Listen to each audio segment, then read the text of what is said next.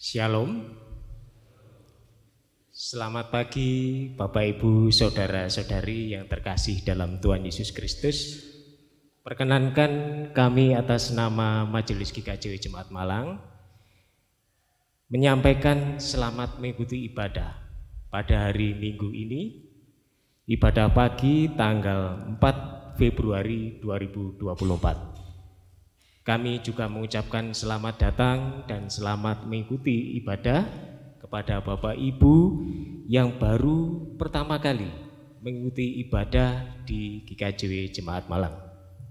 Kiranya ibadah kita saat hari ini dapat menjadi sukacita dan dapat menjadi berkat bagi kita semua. Ibadah kita pagi hari ini akan dilayani oleh Bapak Pendeta Legal Hendriawan SAG. Namun sebelumnya ada beberapa penekanan informasi yang akan kami sampaikan. Di antaranya adalah berita duka. Telah dipanggil Tuhan Ibu Reti Ningsih atau Ibu Nadi Suryanto,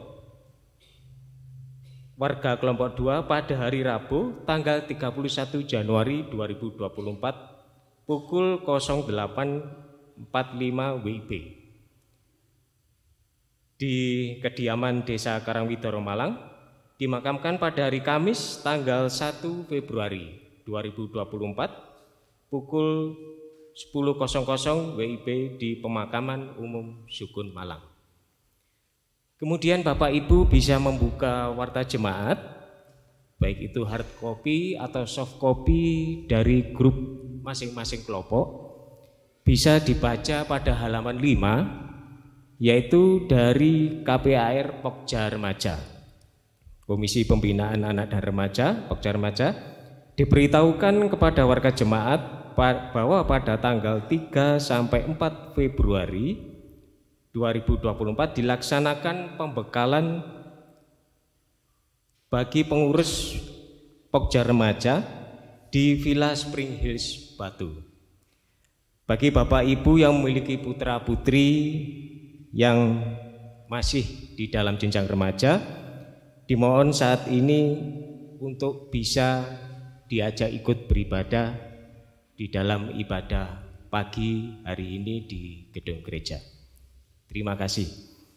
Kemudian yang berikutnya dari KLD atau Komisi Layanan Duka GKJ Jemaat Malang. Hari ini Minggu 4 Februari 2024 pukul 9.00 akan dilaksanakan pelatihan perawatan jenazah. Jadi monggo Bapak Ibu yang mungkin berkenan ingin berminat ingin melayani di Pokja Layanan Duka, kami persilakan nanti hadir jam 9 pagi di GKJ Jemaat Malang.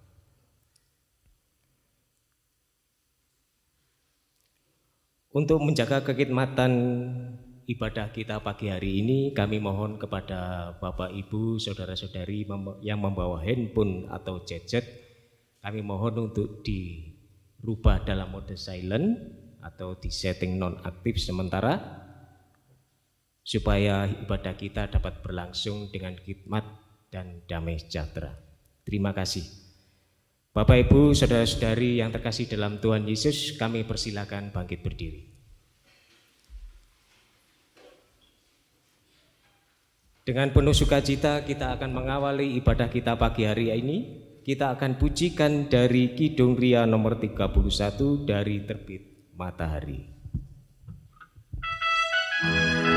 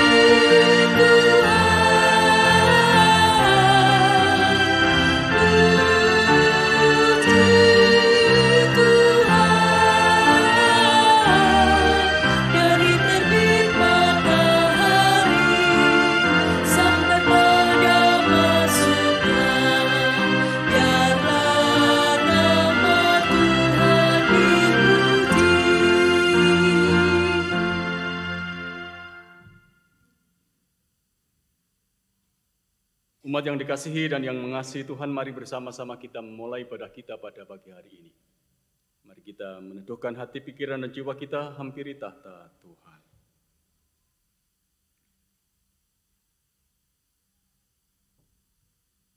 Kita menguduskan ibadah ini dengan satu pengakuan yang sama.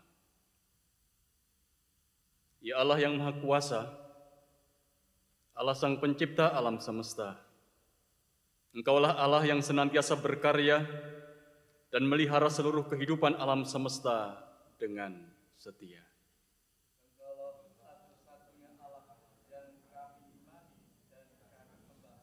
Dengan syukur kami datang menyembah bersama Dia. Anugerah keselamatan dan kesejahteraan dari Allah Bapa dan kasih sukacita dari Tuhan Yesus Kristus senantiasa menyertai saudara-saudara. Amin. Semesta bernyanyi.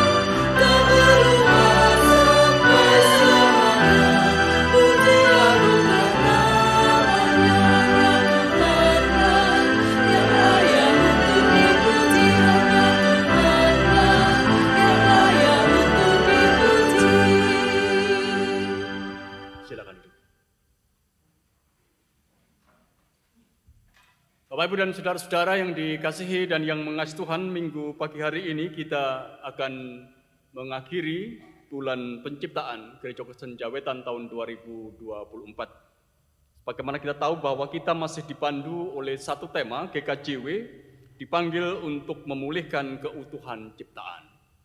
Inilah tema yang kita gumuli sepanjang kita memperingati, mengingat, atau melakukan bulan penciptaan tahun 2024, dan kita menghayati bahwa kita sebagai KJP dipanggil untuk memulihkan keutuhan ciptaan karena sesungguhnya kita juga menyadari dalam kehidupan kita, dunia kita, alam ciptaan Tuhan yang dulu diciptakan dengan segala keindahannya dalam peristiwa kejadian, ini telah berubah, tidak utuh lagi, tidak jangkep lagi, dan ini yang sering sekali menimbulkan bencana derita bagi kehidupan kita.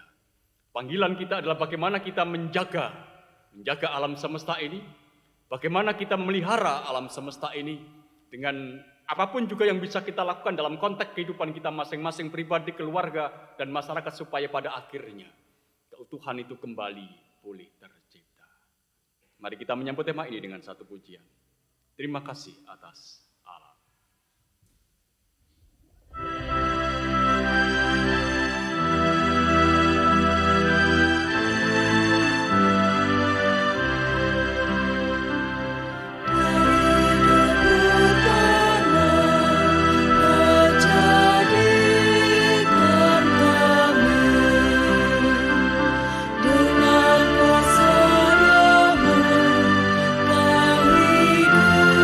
hidupkan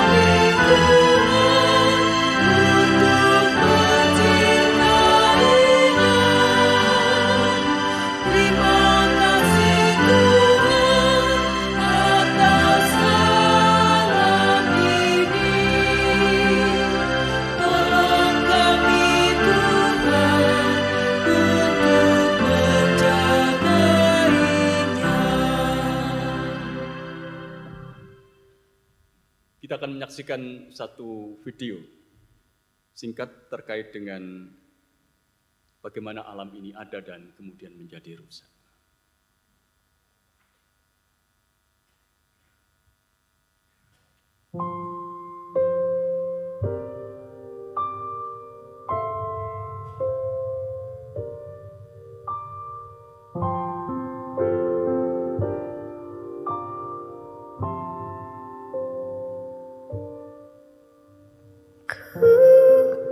Lihat ibu pertiwi sedang bersusah hati. Air matamu berlinang, mas intanmu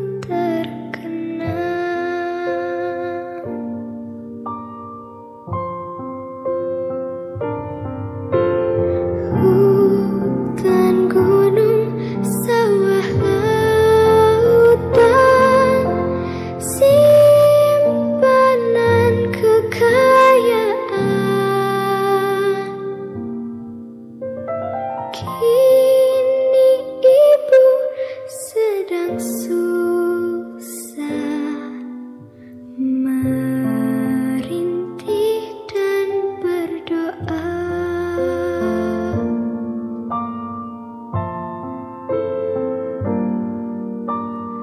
Kulihat ibu pertiwi sedang bersusah hati. Air matamu berlinang, mas intanmu terkenal.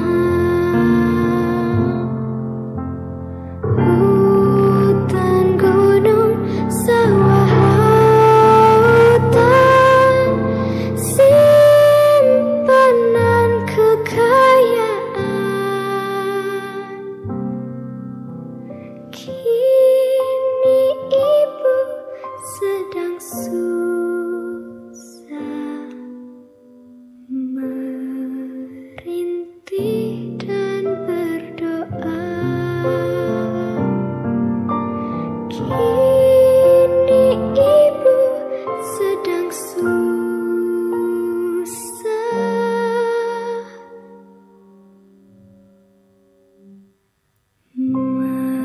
merintih dan berdoa.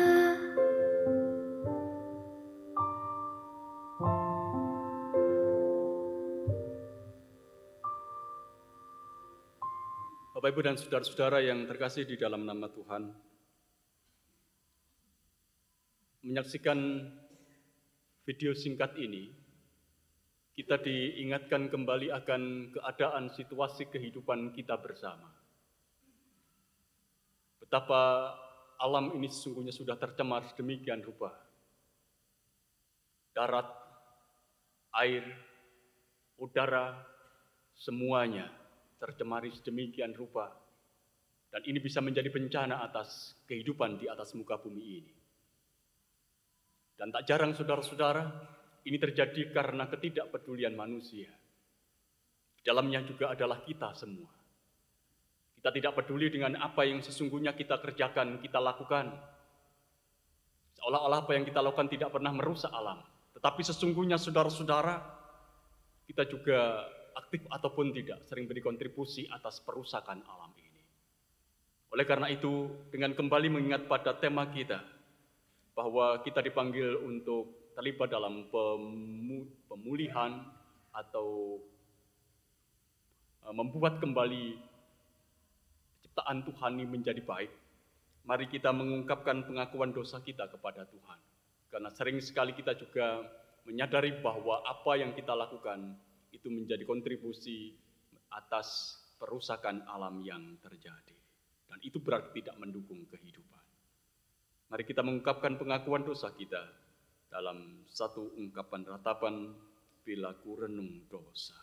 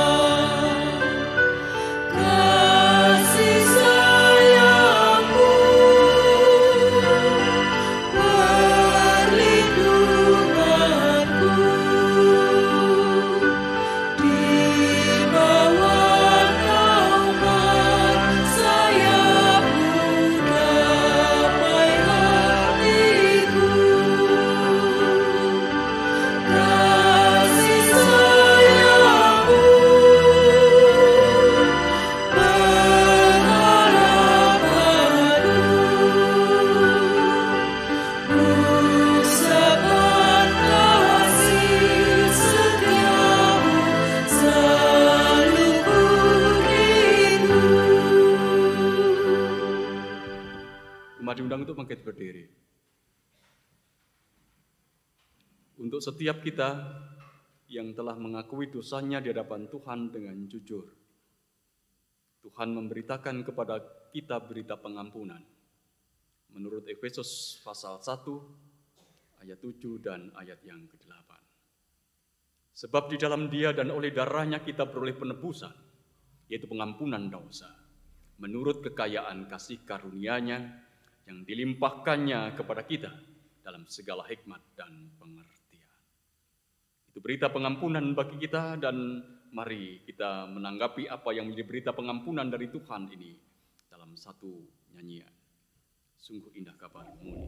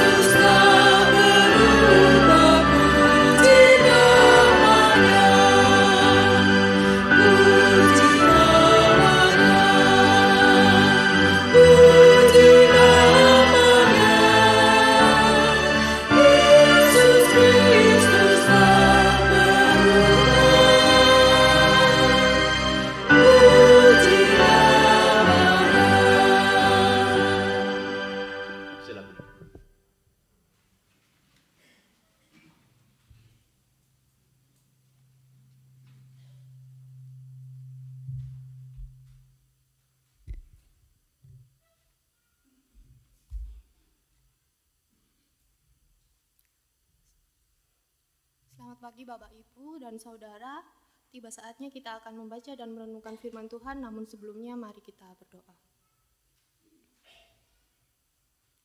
Selamat pagi ya Tuhan, terima kasih karena Engkau telah menyertai kami dalam kehidupan kami sehari-hari.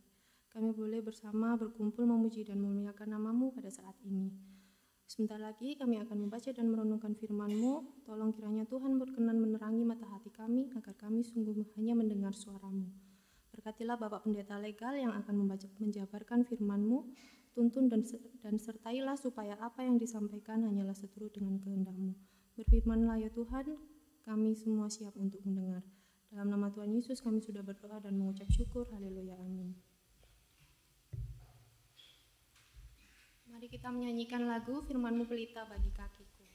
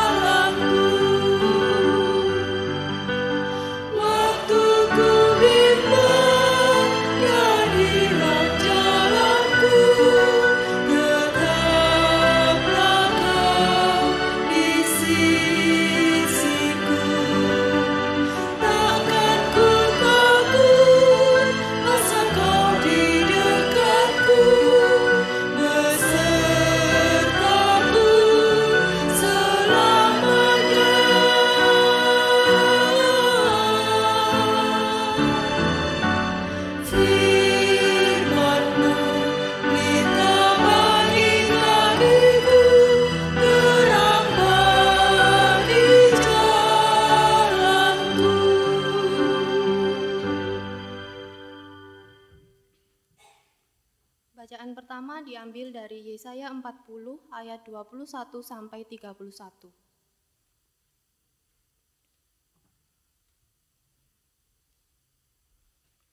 Yesaya 40 ayat 21 sampai 31.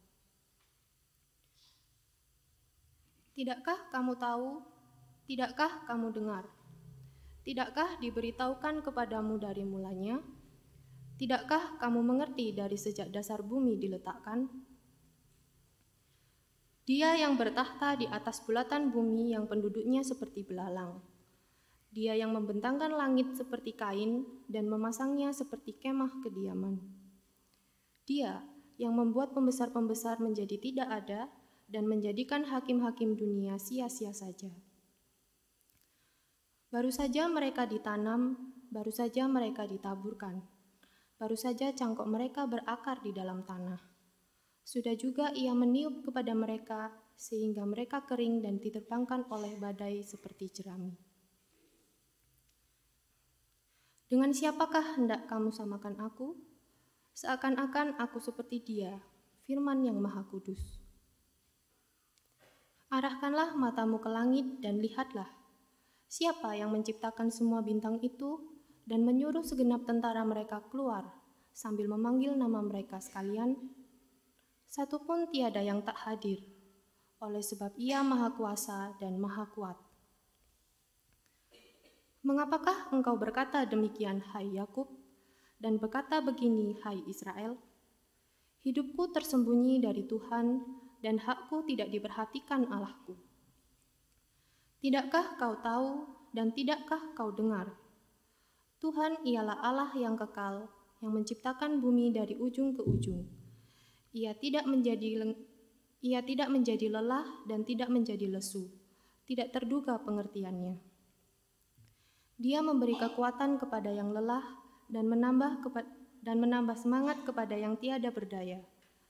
Orang-orang muda menjadi lelah dan lesu, teruna-teruna jatuh tersandung.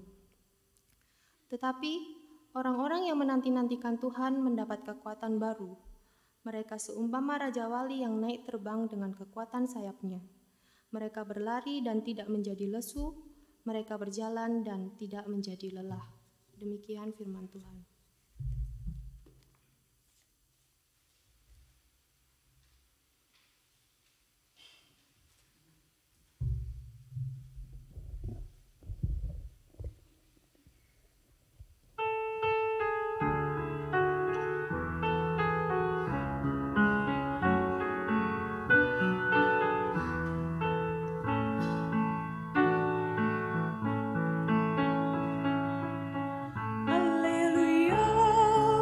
Mazmur bagi Allah itu baik, bahkan indah dan layak memuji-muji itu.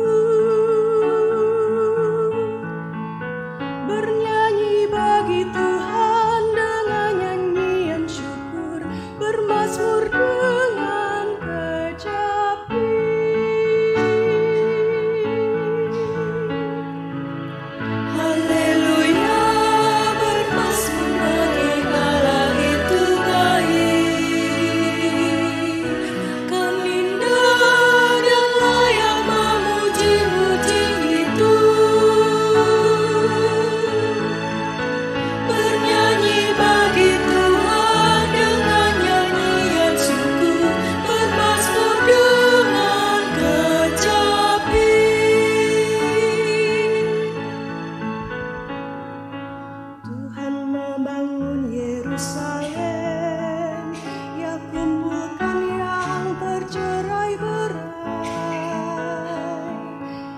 Sembuhkan yang patah hati dan membalut luka mereka.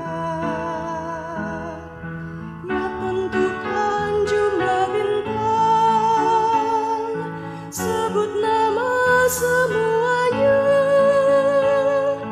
Besarlah Tuhan, berlimpah kekuatan, kebijaksanaan tak terhingga.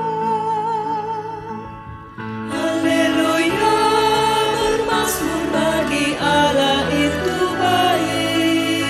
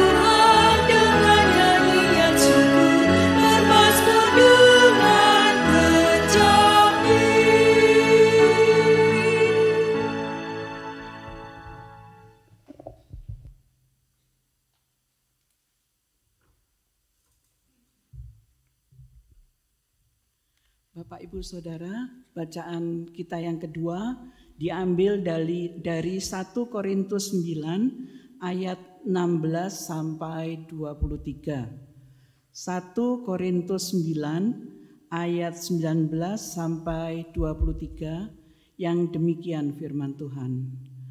Karena jika aku memberitakan Injil, aku tidak mempunyai alasan untuk memegahkan diri. Sebab itu adalah keharusan bagiku. Celakalah aku jika aku tidak memberitakan Injil.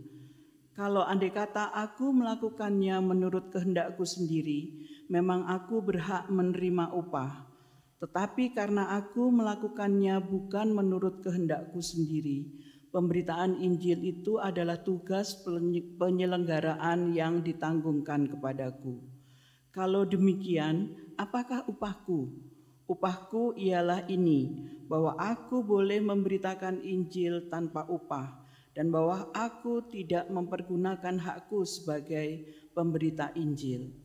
Sungguh pun aku bebas terhadap semua orang, aku menjadikan diriku hamba dari semua orang, supaya aku boleh memenangkan sebanyak mungkin orang.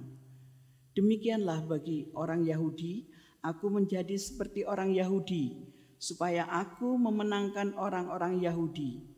Bagi orang-orang yang hidup di bawah hukum Taurat, aku menjadi seperti orang yang hidup di bawah hukum Taurat, sekalipun aku sendiri tidak hidup di bawah hukum Taurat, supaya aku dapat memenangkan mereka yang hidup di bawah hukum Taurat. Bagi orang-orang yang tidak hidup di bawah hukum Taurat, aku menjadi seperti orang yang tidak hidup di bawah hukum Taurat, sekalipun aku tidak hidup di luar hukum Allah, karena aku hidup di bawah hukum Kristus, supaya aku dapat memenangkan mereka yang tidak hidup di bawah hukum Taurat. Bagi orang-orang yang lemah, aku menjadi seperti orang yang lemah, supaya aku dapat menyelamatkan mereka yang lemah. Bagi semua orang, aku telah menjadi segala-galanya, supaya aku sedapat mungkin memenangkan beberapa orang dari antara mereka. Segala sesuatu ini aku lakukan karena Injil, supaya aku mendapat bagian dalamnya. Demikian firman Tuhan.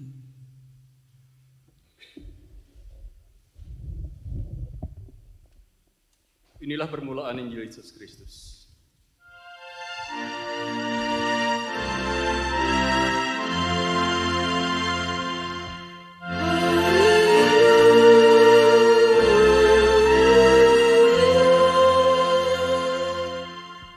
Mari undang untuk bangkit berdiri.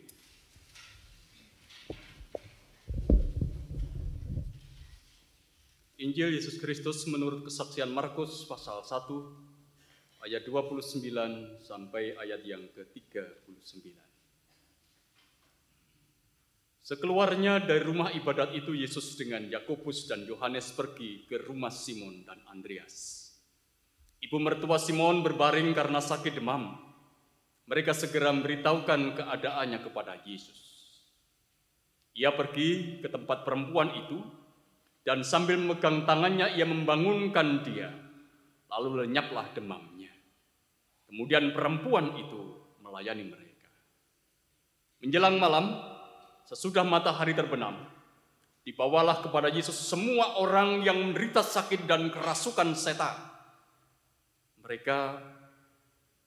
Maka berkerumunlah seluruh penduduk kota itu di depan pintu.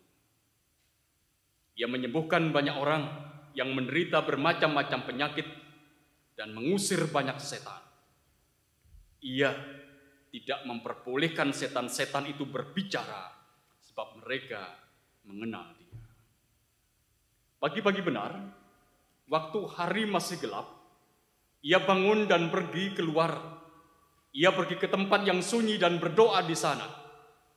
Tapi Simon dan kawan-kawannya menyusul dia. Waktu menemukan dia, mereka berkata, "Semua orang mencari engkau." Jawabnya, "Marilah kita pergi ke tempat lain, ke kota-kota yang berdekatan, supaya di sana aku juga memberitakan Injil, karena untuk itu aku telah datang." Lalu pergilah ia ke seluruh Galilea dan beritakan Injil dalam rumah-rumah ibadat mereka dan mengusir setan-setan. Demikian Injil Yesus Kristus yang berbahagia adalah setiap kita yang mendengar dan meliharanya dalam hidup. Amin.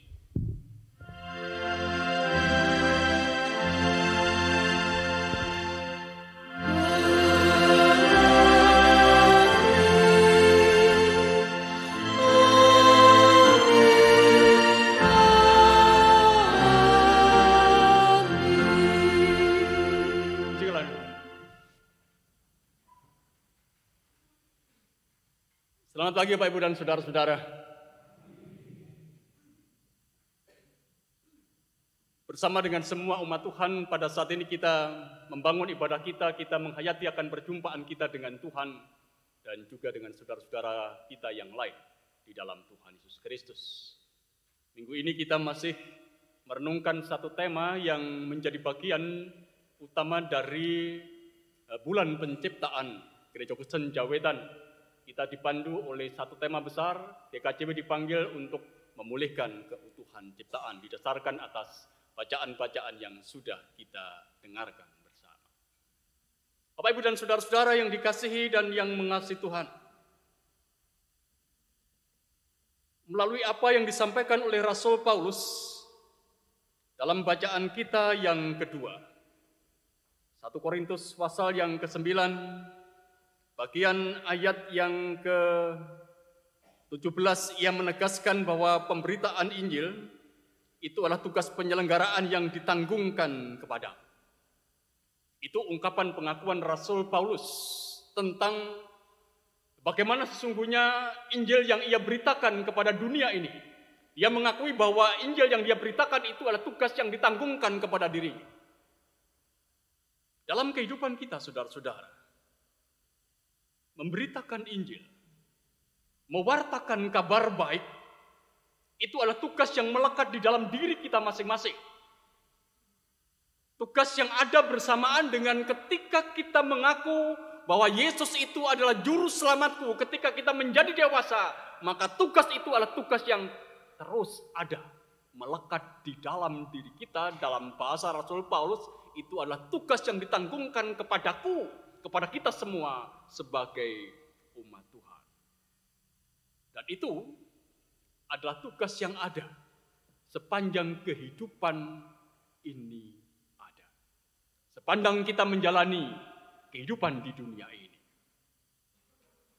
Namun dalam beberapa kasus saudara-saudara, pelaksanaan tugas pemberitaan Injil ini justru sering menimbulkan perpecahan dalam kehidupan komunitas Kristiani.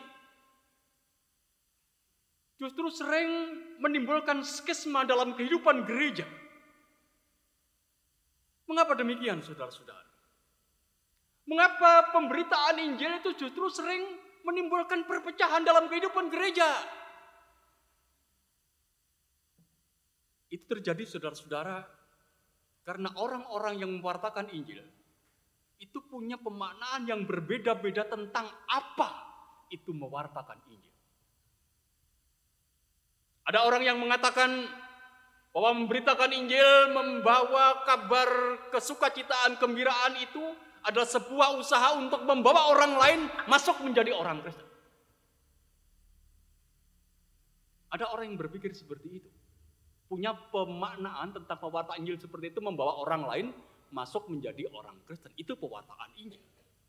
Sementara ada yang lain yang mengatakan tidak fokus pada bagaimana orang lain menjadi orang Kristen, tetapi fokus pada bagaimana dia mengutamakan karya kebaikan kepada sesama.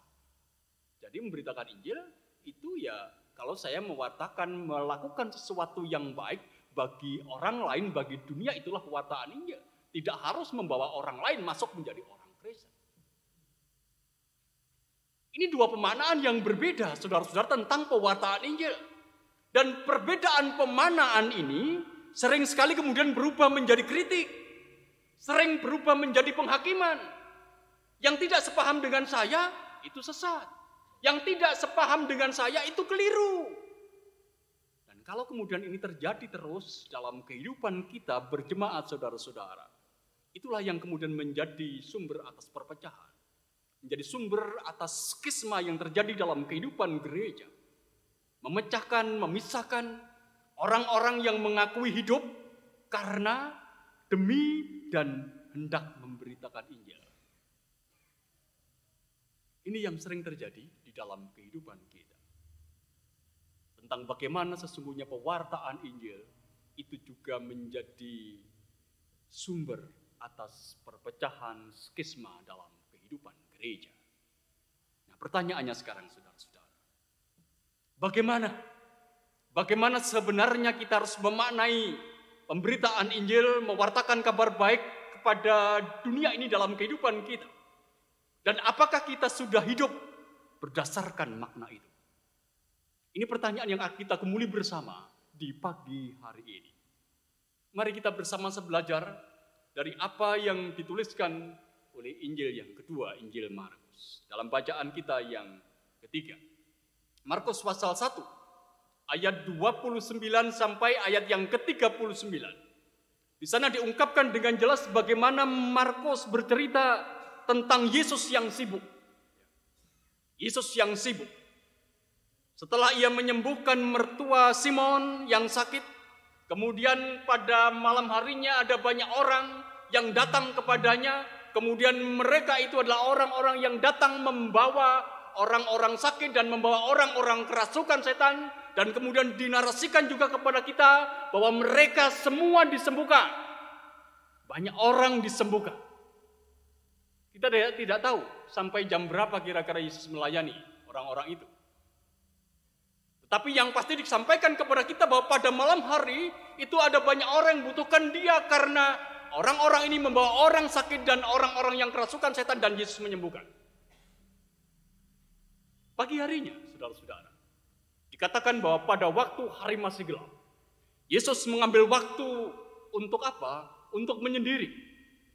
Dia pergi ke tempat yang sunyi dan kemudian dia berdoa. Ia menghidupi kehidupan doanya. Ia menjaga kontemplasinya kepada Bapanya.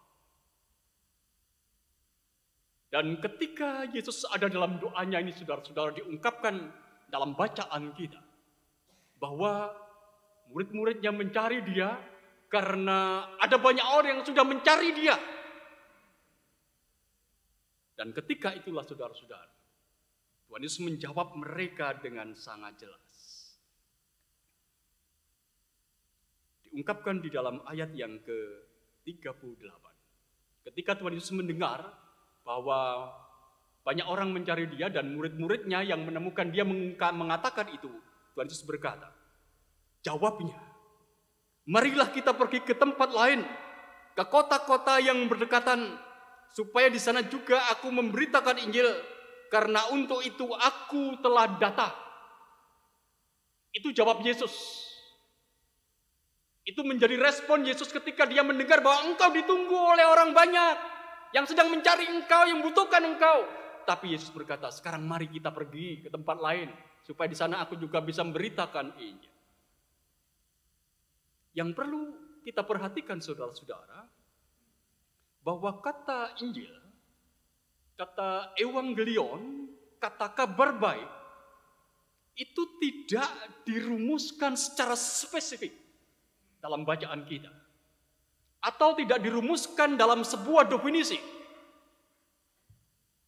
Tetapi itu dijelaskan dalam bentuk narasi atau dijelaskan dalam bentuk cerita. Dan kita memperhatikan saudara-saudara, narasi tentang Injil, tentang kabar baik itu menunjuk kepada 3 hal yang mendasar. Yang pertama, Injil itu menunjuk pada pertolongan bagi mereka yang membutuhkan. Dalam kasus ini adalah kasus orang sakit dan kasus orang-orang yang kerasukan setan. Pewartaan Injil itu menunjuk pada kehidupan doa, kehidupan kontemplatif Yesus yang kita lakukan ketika hari masih pagi dan masih petang. Injil itu juga menunjuk pada bela rasa Yesus pada pihak lain yang belum mengenal pertolongannya. Jadi fokus Yesus itu bukan pada satu tempat saja, tapi juga pada tempat yang lain. Jadi sesungguhnya saudara-saudara yang dikasihi dan yang mengasihi Tuhan, 3 hal tersebut itu memberi ciri atas karya Yesus ketika dia berkata, marilah kita pergi ke tempat lain, ke kota-kota yang berdekatan, supaya di sana juga aku memberitakan Injil, karena untuk itu aku telah datang. Perkataan Tuhan Yesus, saudara-saudara, sesungguhnya ini memberikan penegasan. Karyanya yang menyembuhkan orang. Karyanya yang dihayati dalam hidup doa. Karyanya yang punya sensitivitas, kepekaan, berbela rasa pada yang lain. Membutuhkan, dan itu ia tidak mau dimonopoli oleh orang lain atau kelompok tertentu. Mari saudara kita perhatikan 3 dimensi dari Injil ini. 3 dimensi dari pewartaan Injil, 3 dimensi dari kabar kesukacitaan ini. Kita boleh saja mendefinisikan apa saja. Apa itu Injil, apa itu kabar baik. Kita boleh merumuskan apa saja. Tetapi kalau kita kehilangan atau tidak menggunakan 3 dimensi pengertian yang diungkapkan dalam narasi kita, maka pasti definisi kita itu sudah tidak naratif lagi. Definisi kita itu pasti tidak tekstual lagi. Karena apa? Karena dalam ungkapan yang disampaikan kepada kita dalam narasi kita pada saat ini, sesungguhnya yang disebut dengan Injil, kabar sukacita, itu menyangkut 3 dimensi itu.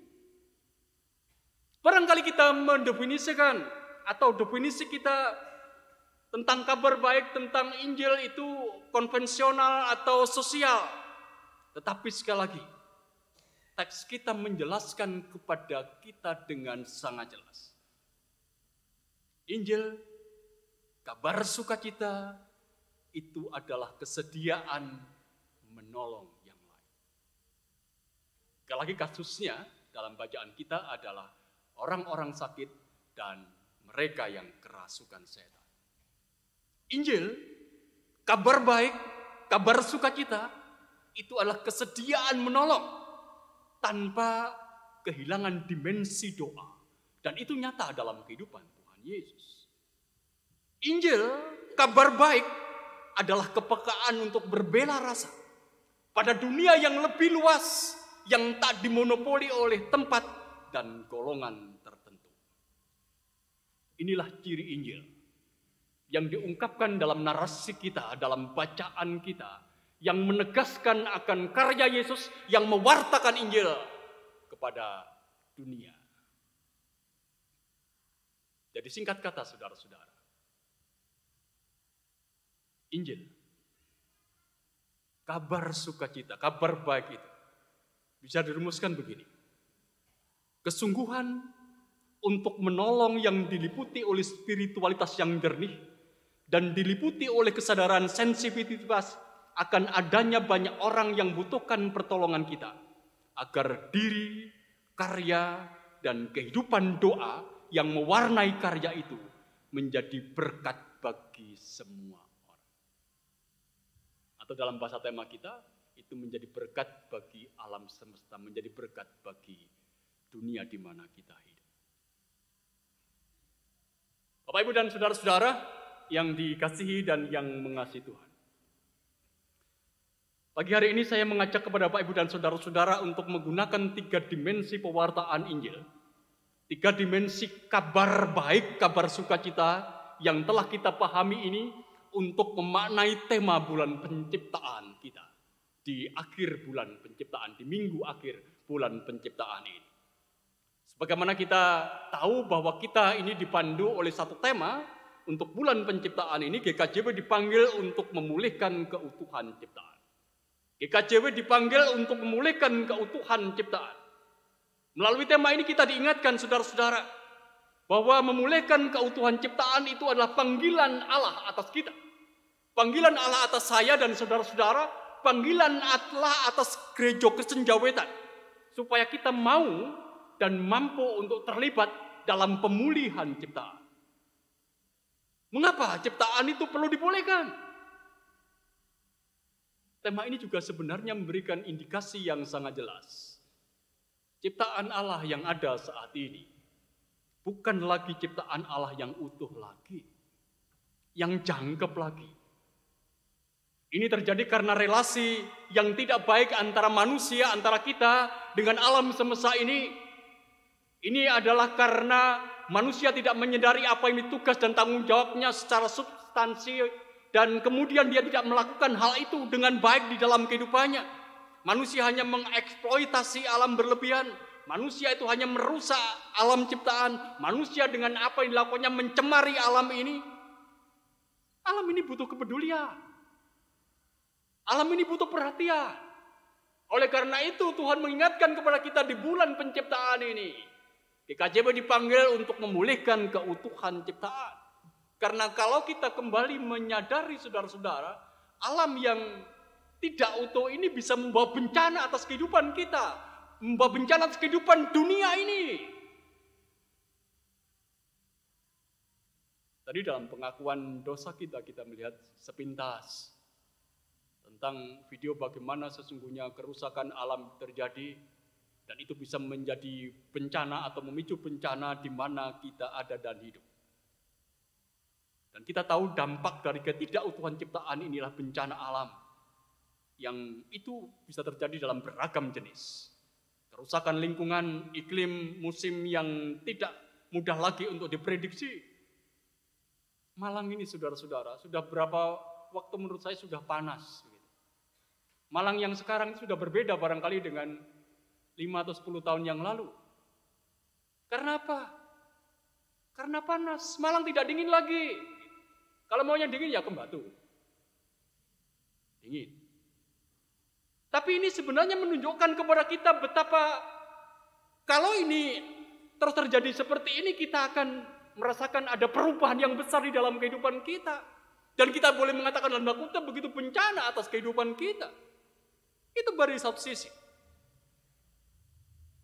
Nah, untuk dunia ciptaan yang tidak utuh seperti inilah saudara-saudara, Injil perlu diberitakan. Untuk dunia yang tidak utuh seperti inilah kabar sukacita itu perlu diwartakan. Untuk ciptaan Allah yang sudah tidak utuh inilah saudara-saudara, kita semua GKJB dipanggil untuk membawa kabar sukacita itu. Mari kita menghayati begini. Jika Injil, kabar sukacita itu adalah kesediaan untuk menolong yang susah, yang sakit, yang menderita, maka tolonglah dunia ini. Tolonglah alam ini yang ada dalam susah. Tolonglah dunia di sekitar kita yang ada dalam derita ini. Lakukan sesuatu yang berguna, yang bermanfaat, supaya alam ini kembali pulih, menjadi lebih baik. Kalau kita perhatikan saudara-saudara, kepedulian Allah terhadap umatnya itu juga nyata. Dalam sejarah kehidupan manusia, dalam bacaan kita yang pertama tadi juga sebenarnya diungkapkan bagaimana kepedulian Allah itu nyata dalam kehidupan orang-orang Israel yang menderita. Allah yang peduli pada Israel. Maka kita orang yang percaya kepada Allah, kita diharapkan juga peduli kepada alam semesta di mana kita ini hidup. Karena tanpa alam semesta ini saudara-saudara kita tidak mungkin hidup. Itu yang pertama. Yang kedua saudara-saudara, jika Injil atau kabar sukacita itu adalah kesediaan untuk menolong tanpa kehilangan dimensi doa, maka tetaplah dan teruslah untuk mau berdoa bagi dunia ini. Bersungguhlah untuk berdoa bagi dunia ini. Karena pemulihan atas ciptaan ini bukan hanya berhenti pada apa yang kita lakukan, tetapi pada akhirnya kita menyadari di sini yang membutuhkan tindakan Tuhan. membutuhkan pertolongan Tuhan. Dan kita akan terus membawanya ini di dalam doa-doa kita. Yang ketiga, jika Injil, kabar sukacita itu adalah kepekaan untuk berbela rasa pada dunia yang lebih luas, yang tidak dimonopoli oleh tempat dan golongan tertentu, maka sesungguhnya apa yang kita lakukan, kita belajar untuk menjadi peka atas situasi kehidupan di mana kita hidup ini. Bukan hanya peka dalam situasi kehidupan lokal kita, tetapi situasi kehidupan yang global. Pemanasan global, sampah yang menjadi darurat atas dunia ini, itu menjadi bagian dari di mana kita belajar untuk peka. Hal yang sederhana bisa kita lakukan, saudara-saudara. Kemudian kalau kita melihat saudara-saudara, sampah plastik itu sudah tidak karu-karuan. Di lautan itu sudah bahkan mungkin jutaan ton plastik ada di lautan. Kita belajar saja dari hal yang sederhana, jangan menggunakan plastik atau paling tidak meminimalkan penggunaan plastik. Itu berarti kita juga berpikir bukan untuk diri kita saja, tapi juga untuk dunia. Peka terhadap apa yang menjadi kebutuhan dunia seperti Yesus. Mari kita pergi. Bukan hanya di tempat ini, tetapi di tempat lain.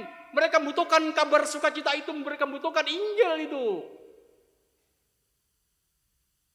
Jadi saudara-saudara, tugas dan panggilan beritakan Injil, beritakan kabar sukacita itu terus melekat di dalam diri kita. Jangan melupakan 3 dimensi itu. Dimensi kesungguhan untuk menolong, dimensi untuk mengolah hidup batin dalam hidup doa, dimensi kepekaan untuk melihat kebutuhan orang lain, melihat kebutuhan yang lebih luas, pun ketika kita membawa kabar sukacita itu kepada dunia di mana kita hidup, dunia yang tidak utuh ini. Memang tak mudah, ya. Memang tak mudah.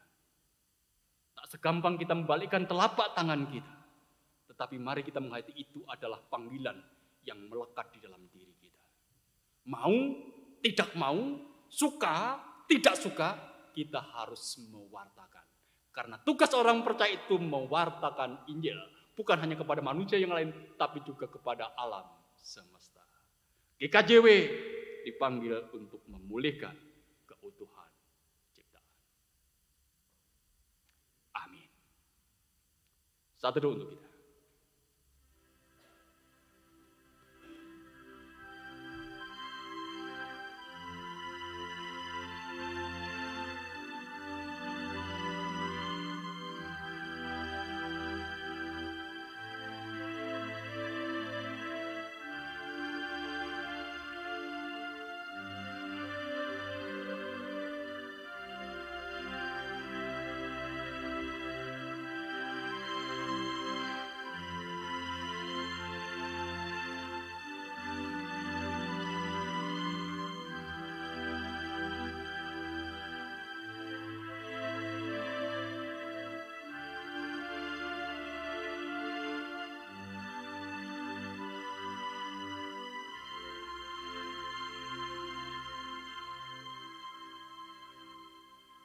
Kita menyambut firman Tuhan yang boleh kita renungkan dengan kita angkat satu pujian dari Kidung Jemaat nomor 61, Sungguh Indah Allah.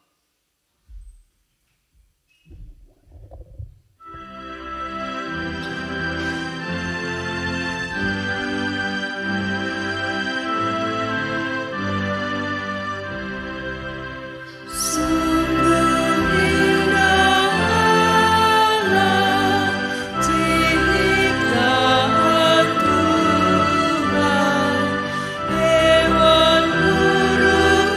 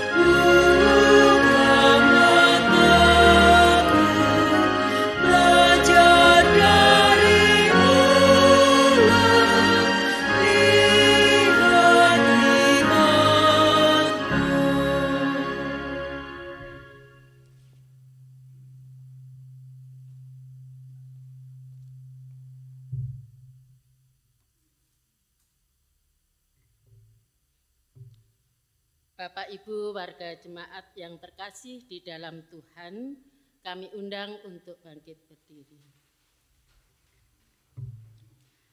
Bersama umat percaya di seluruh dunia, kita akan memperbaharui iman percaya kita dengan mengucapkan pengakuan iman rasuli yang demikian. Aku percaya kepada Allah, Bapa yang Maha Kuasa, Khalik langit dan bumi, dan kepada Yesus Kristus, anaknya yang tunggal Tuhan kita, yang dikandung daripada Roh Kudus, lahir dari anak darah Maria, yang menderita di bawah pemerintahan Pontius Pilatus, disalibkan, mati dan dikuburkan, turun ke dalam kerajaan maut. Pada hari yang ketiga, bangkit pula dari antara orang mati, naik ke surga, duduk di sebelah kanan Allah, Bapa yang Maha Kuasa, dan akan datang dari sana untuk menghakimi orang yang hidup dan yang mati. Aku percaya kepada Roh Kudus, gereja yang kudus dan am, persekutuan orang kudus, pengampunan dosa, kebangkitan daging, dan hidup yang kekal. Amin. Jemaat dipersilahkan duduk kembali.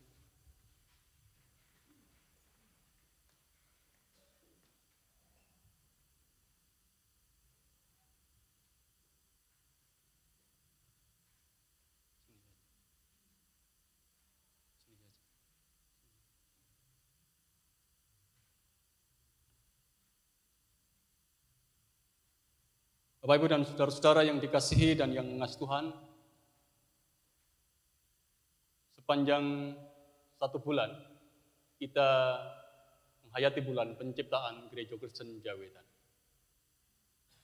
yang sesungguhnya melalui penghayatan akan bulan penciptaan kita diajar untuk kembali mengingat bagaimana Tuhan menciptakan dunia ini, memelihara dunia ini dengan segala keindahannya. Kalau di sana-sini dalam kehidupan kita, ada banyak hal yang telah membuat alam ini menjadi tidak utuh lagi. Maka biarkanlah itu menjadi kenyataan yang harus kita hadapi, tetapi yang menjadi tugas bagi kita adalah bagaimana kita kembali untuk melakukan apa yang baik bagi alam semesta ini. Di awal bulan penciptaan, saya menyiramkan air pada tanaman sebagai simbol atas pemeliharaan ciptaan. Di bulan penciptaan, di minggu akhir ini, ketika kita menutup bulan penciptaan, saya membawa 1 pot bunga, dan bunga yang barangkali sudah sering kita lihat. Ini mengingatkan kepada kita semua, pot ini adalah hasil dari apa yang kita sebut dengan daur ulang dari apa yang ada di sekitar kita. Kita manfaatkan begitu rupa supaya ini menjadi sarana bagi kita untuk memelihara alam ini.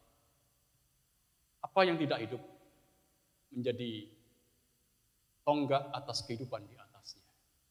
Biarkanlah semangat untuk menghidupi, merawat alam semesta ini akan tetap kita lakukan, walaupun itu barangkali sederhana. Tetapi itu akan menjadi makna bagi kehidupan di dunia di mana kita hidup, karena itu adalah wujud dari pewartaan Injil yang kita lakukan. Oleh karena itu, pada saat ini saya menyatakan di dalam nama Bapa, Putra, dan Roh Kudus, untuk bulan penciptaan tahun 2024 GKJP Jemaat Malang dinyatakan ditutup. Tuhan berkati kita.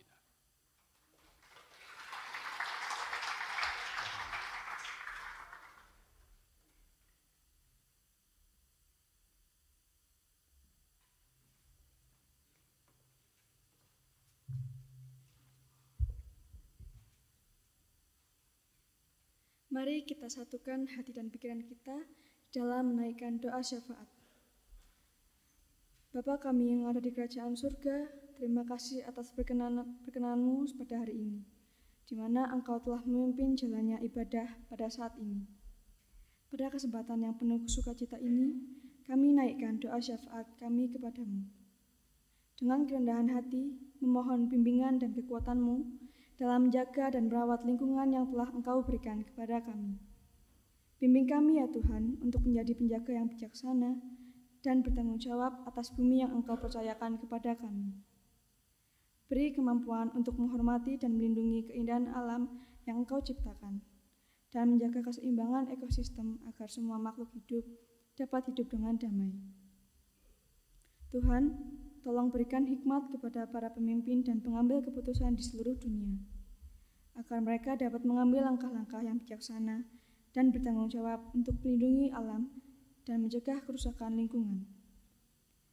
Bimbinglah kami dalam memperlakukan sumber daya alam dengan penuh bijaksana dan rasa hormat. Bimbing kami mengelola dan menggunakan sumber daya tersebut dengan adil dan berkelanjutan, agar generasi yang akan datang juga dapat menikmati berkat-berkat yang Engkau berikan. Ya Tuhan, ampunilah dosa-dosa kami yang telah merusak lingkungan ini. Bimbing kami untuk mengurangi polusi, penggunaan energi yang berlebihan, dan pemborosan yang tidak perlu. Kami mohon perlindungan-Mu bagi mereka yang terkena dampak bencana alam. Tolong lindungi mereka, berikan kekuatan dan penghiburan kepada mereka yang kehilangan rumah dan keselamatan. Terima kasih ya Tuhan atas keindahan dan kemurahan ciptaan-Mu. Kami berjanji untuk menjaga dan merawat alam ini sebagai tanda cinta dan penghargaan kami kepada-Mu. Dalam nama Tuhan Yesus kami berdoa.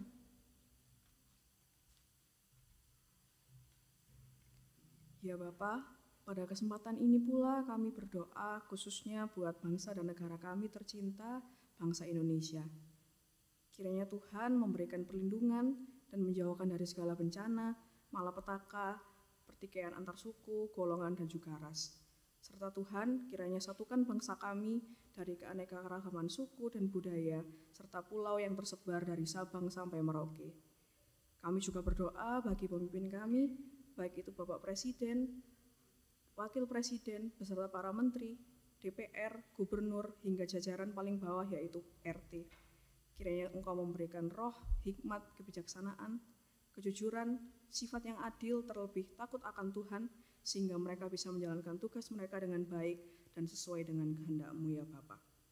Kami juga berdoa untuk proses pemilu yang saat ini rangkaiannya sedang berjalan tahap demi tahap, dapat menjadi sarana menuju kesejahteraan seluruh masyarakat Indonesia. Kami juga berharap agar bangsa dan negara kami selalu dalam kondisi yang aman, damai, dalam menjalani rangkaian proses demokrasi sampai saat ini. Demikian doa permohonan kami, di dalam nama Tuhan kami Yesus Kristus kami berdoa.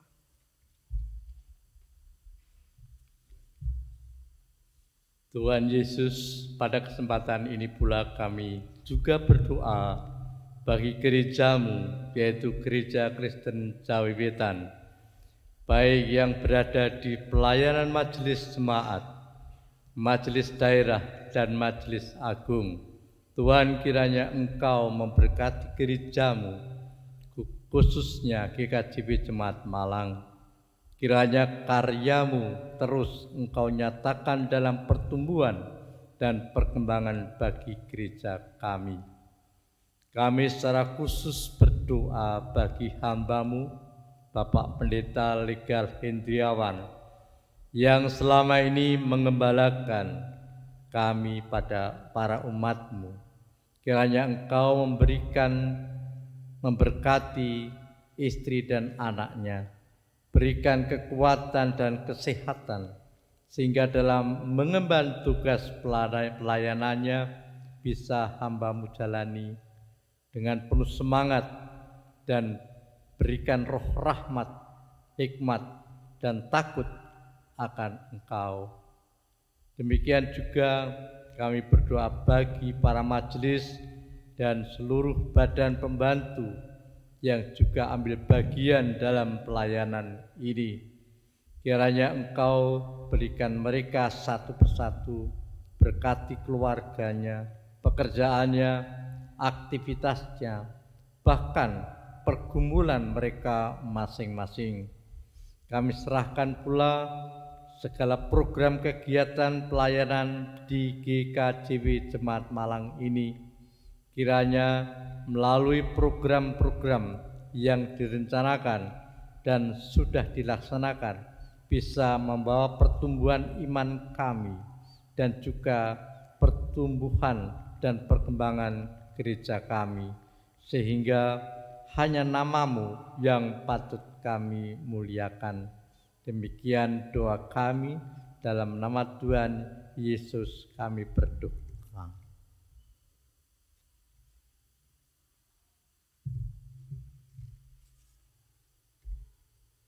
Tuhan Yesus, kami juga berdoa bagi umat-Mu, warga GKJW Jemaat Malang, khususnya keluarga demi keluarga.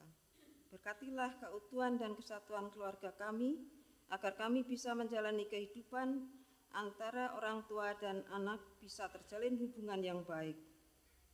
Berkatilah segala pergumulan keluarga jemaat kami, seperti bagi umat-Mu yang sakit dan lanjut usia.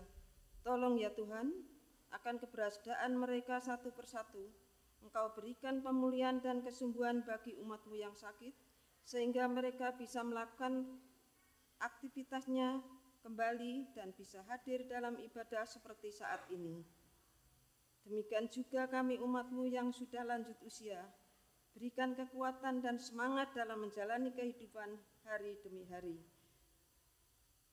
Demikian juga Tuhan Yesus, kami berdoa bagi anak-Mu yang mencari pasangan hidup, berikan pasangan yang sepadan dan yang takut akan Engkau, dan juga bagi anak-Mu yang mencari pekerjaan, kiranya Engkau akan memberkati pekerjaan yang sesuai dengan apa yang Engkau kehendaki. Kami juga berdoa bagi umat-Mu yang berulang tahun pernikahan maupun ulang tahun kelahiran. Berkati kehidupan dan masa depannya, serta kebahagiaan bersama keluarga mereka masing-masing. Demikian ya Tuhan doa kami, dalam nama Tuhan Yesus kami berdoa. Inilah ungkapan doa kami, yang semuanya kami minta di dalam nama Tuhan Yesus Kristus, yang senantiasa mendengar apa yang menjadi ungkapan pengakuan ini. Perkenan pula kami membawa dalam doa ini untuk Yayasan Badan Pendidikan Kristen GKJW ataupun juga lembaga kesehatan GKJW, rumah sakit dan klinik yang ada, yang itu dimiliki oleh GKJW, biarkanlah Tuhan sendiri yang akan memberkati dan melihara, supaya setiap pergumulan yang ada di dalam lembaga-lembaga ini boleh teratasi. Karena kami sesungguhnya percaya bahwa itu adalah bagian dari kesaksian Gereja Kristen Jawetan untuk membawa kabar kesukacitaan bagi dunia, biarkanlah Tuhan sendiri juga yang akan memeliharanya. Mampukan kami untuk juga belajar peduli atas yayasan-yayasan ini. Berdoa pula untuk kehidupan bangsa-bangsa di atas muka bumi ini. Engkau yang akan membawa, memimpin setiap bangsa untuk mencintai kedamaian dan perdamaian, supaya dunia ini tetap akan boleh merasakan damai sejahtera yang berasal dari Allah karena kedamaian dan perdamaian yang tercipta. Ini adalah ungkapan pengakuan dan doa kami kepada Tuhan, yang Tuhan kami yakini mendengarnya dalam nama Tuhan Yesus Kristus yang telah mengajarkan kepada kami berdoa. Bapa kami yang di surga, dikuduskanlah nama-Mu, datanglah kerajaan-Mu, jadilah kehendak-Mu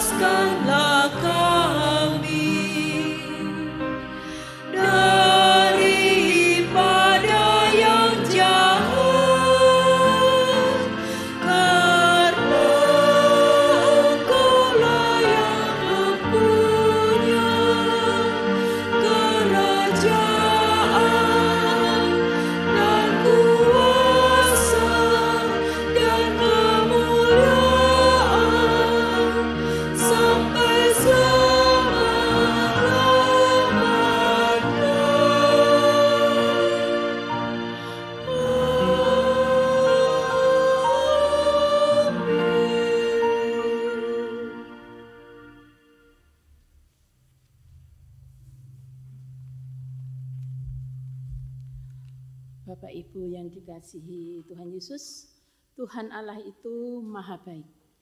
Tuhan tidak pernah berhenti dalam merawat dan memelihara umat ciptaannya. Sebagai wujud ungkapan rasa syukur atas kebaikan Tuhan, mari kita memberikan persembahan yang sudah kita persiapkan, yang didasari dari kitab Mazmur 100 ayat yang keempat, yang demikian firman Tuhan. Masuklah melalui pintu gerbangnya dengan nyanyian syukur, ke dalam pelatarannya dengan puji-pujian. Bersyukurlah kepadanya dan pujilah namanya. Mari saudara-saudara yang terkasih, kita mempersembahkan persembahan yang sudah kita siapkan sambil memuji medley Kidung Jemaat 393 dan 403.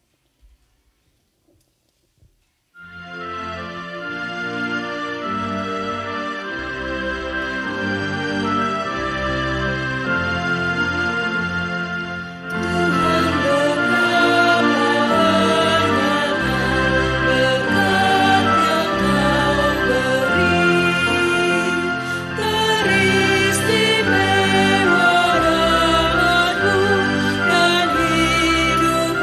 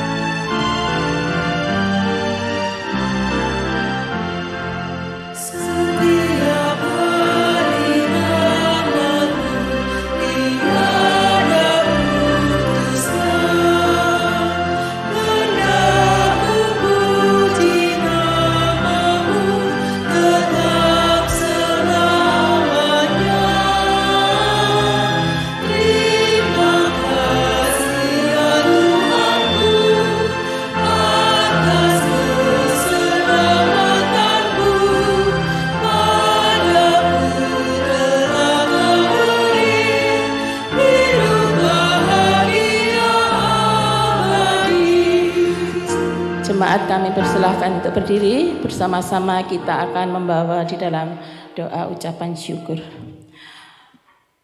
Tuhan Allah Bapa yang Maha Baik, kami bersyukur Tuhan atas kasih setia dan penyertaan-Mu yang tidak pernah berhenti di dalam kehidupan kami.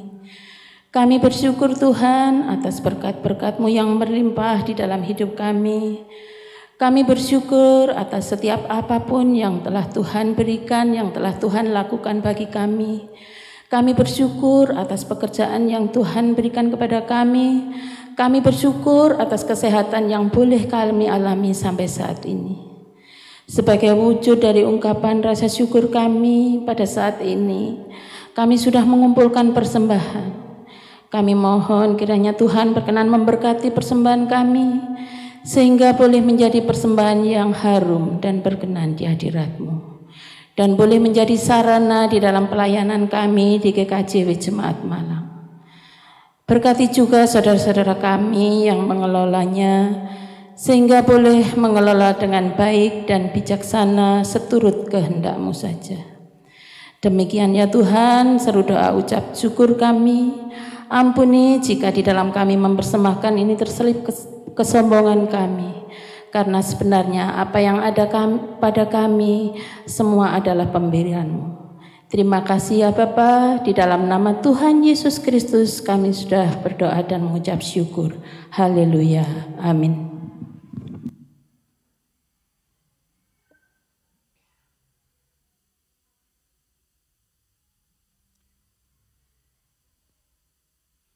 Bapak, Ibu, dan saudara-saudara yang dikasihi dan yang mengasihi Tuhan, kita akan bersama-sama mengakhiri ibadah kita pada pagi hari ini. Kita akan kembali ke dalam kehidupan kita masing-masing dalam keseharian. Ingatlah bahwa engkau diutus untuk mengabarkan kabar kesukacitaan bagi dunia, diutus untuk mewartakan Injil bagi dunia ini. Kita diutus untuk memberitakan Injil untuk dunia yang tidak butuh ini. Lakukan tugas itu dengan sukacita dan penuh syukur. Tuhan sumber gembira.